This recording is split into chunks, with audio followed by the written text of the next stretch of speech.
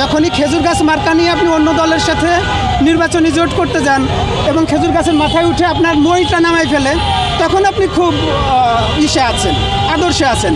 আর যখন জামাত ইসলাম মনে করে যে না, এদেরকে দিয়ে একটা আসনও পাওয়া যাবে না, এদেরকে কেন আমরা 100 আসন ছাড়তে যাব, তখন আদর্শে অমিল হয়ে যায়, তখন এরা কাফির হয়ে যায়। আমি শুধু জামাত ইসলামকে সম্মান করি কেন, তারা আমাদের রাজনৈতিক গুরু। আমি চরমোনাইকে সম্মান করি কেন, এনারা আমাদের আধ্যাত্মিক গুরু। এখন আপনার কাছে মিলল না, আপনার সাথে আমার কথা মিলল না, আপনি আমাকে কি বলে দিলেন যে আমার আদর্শ ভালো না। আমি জামাত ইসলামকে পছন্দ করি না, কী কারণে? শরিয়া আইন তারা চায় না তাই। এই তো আমি বিএনপিকেও পছন্দ করি না ওই কারণে, আমি শরিয়া আইন তারা চায় না তাই। ঠিক আছে ভাই, আপনি তো শরিয়া আইন চান, শরিয়া আইন আপনি চান না, আপনি একা একা নির্বাচন করে এখন সরকার গঠন করেন, সংসদে চলে আসেন, আমরা আপনাকে রাষ্ট্রপতি প্রধানমন্ত্রী হিসেবেই মেনে নিচ্ছি। আপনি আরেকজনের পিছনে কেন লাগতে গেছেন?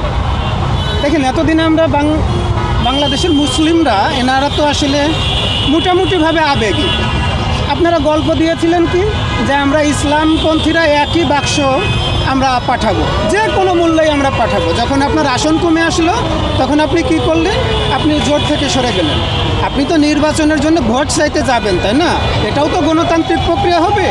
এইবার কিন্তু বাক্সের সাইজটা একটু বড় হবে, বাক্সের সাইজটা একটু বড় হয়ে আপনাকে বাক্সবন্দি করে আপনাকে আপনার বাড়িতে পাঠিয়ে দিবে। কারণ বাংলাদেশের মানুষ আর কখনোই গাদ্দারকে কেউ প্রশ্রয় দিবে না। কেন আপনি শুরু করলেন না একটু কম সংখ্যক আসন দিয়ে? কেন আপনার ছাড় দেওয়ার মন মানসিকতা হলো না? আমি শুধু জামাত ইসলামকে সম্মান করি কেন, তারা আমাদের রাজনৈতিক গুরু।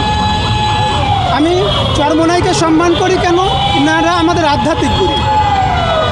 আমরা অন্য যারা আছে, যারা বাংলাদেশে চায় যে শরিয়া আইন প্রতিষ্ঠা হোক, তাদেরকে কেন সম্মান করে? তারা মূল যে ইসলামী চিন্তাভাবনা আছে তারা ধারণ বহন করে।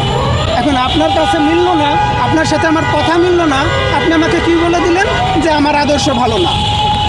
আপনি আমাকে কি বলে দিলেন? আজকে আমি যখনই বলবো যে না, চরমোনাই রাজনৈতিকভাবে ভুল করেছে, তখন বলবো যে এরা আদর্শ বিচ্যুত হয়েছে। তাইলে মামুনুল হক সাহেবকে যা ধরেন, আমাকে কেন? আমি তো কম বুঝি, মামুনুল হক সাহেব একটু কম বুঝে। সে তো শাইখুল হাদিস, ইবনে শাইখুল হাদিস। কেন? তারা তো জোট করে নির্বাচন করতেছে, তারা ভুল করতেছে?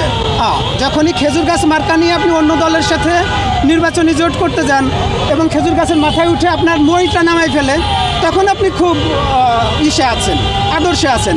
আর যখন জামাত ইসলাম মনে করে যে না, এদেরকে দিয়ে একটা আসনও পাওয়া যাবে না, এদেরকে কেন আমরা 100 আসন ছাড়তে যাব, তখন আদর্শের অমিল হয়ে যায়, তখন এরা কাফির হয়ে যায়।